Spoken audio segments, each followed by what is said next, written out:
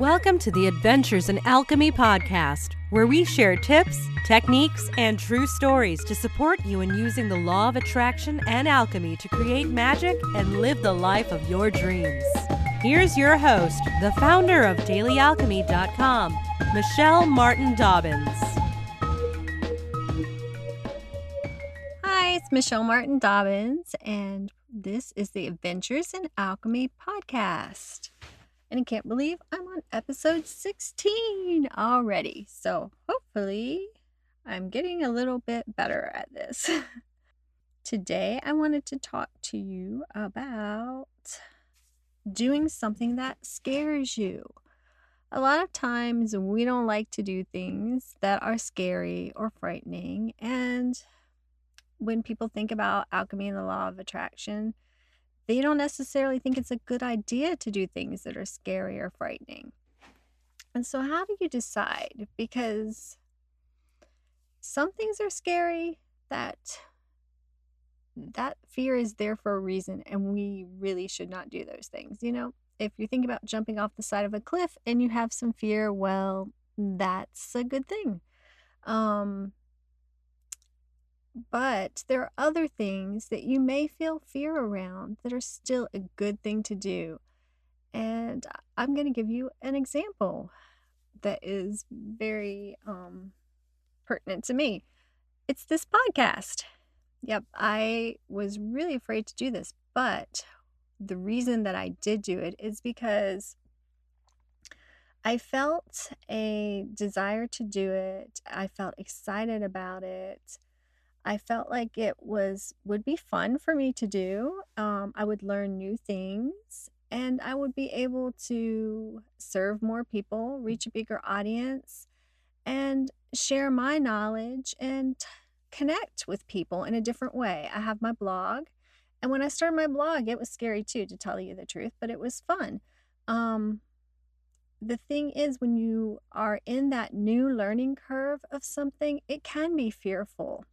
But if you have that strong desire and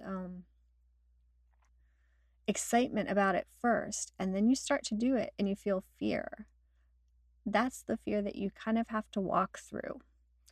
I don't know. I think some people may get to a point where they don't feel fear when they're doing new things, but I'm not there yet. I know when I first started writing my blog, I would just want to hurl every time I pushed the publish button. And it's really funny because there were probably only 3 or 4 people reading the posts.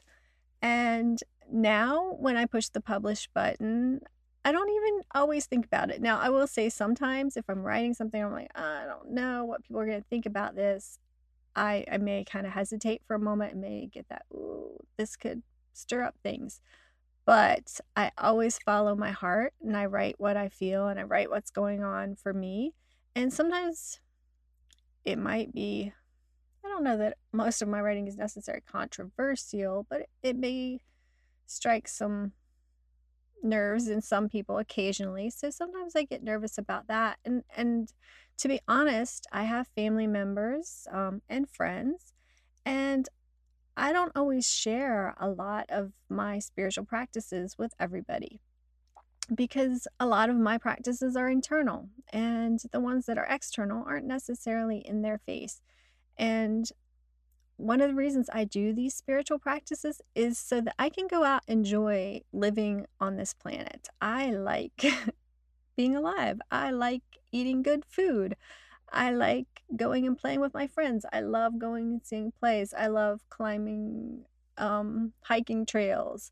I love traveling. Those things aren't necessarily spiritual. My spiritual practices are going on in the background, but I don't really feel the need to talk to everybody about them. So not all of my friends and my family know about my spiritual practices, which is totally fine because I have certain people that I enjoy connecting with about those, and then other people I just like to do what I do with them and have fun.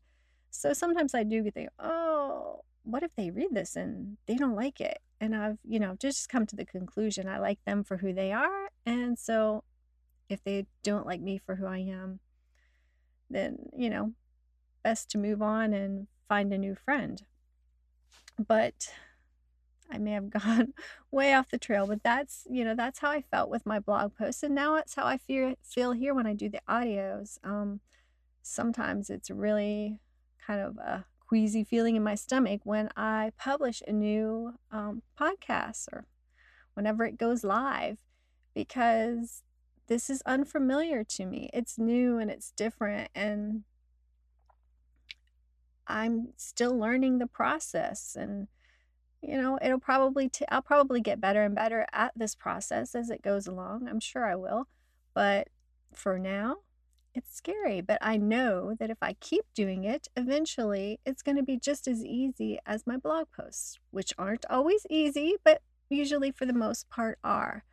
But so if you have something that you really want to do, but it scares you, get a new job, go back to school, put a profile up on a dating site, I don't know. Think about this. If it's something that really lights you up, that you have passion for, then do it. You know if the fear is a healthy fear, or if it's, that, hey, it's dangerous, you probably shouldn't go there. But if that's not the case, then just do it. And the fear is going to fade. It's going to get easier. Practice affirmations, meditation, relaxation techniques before you do it. That can be really helpful, but go ahead and do it. I promise it.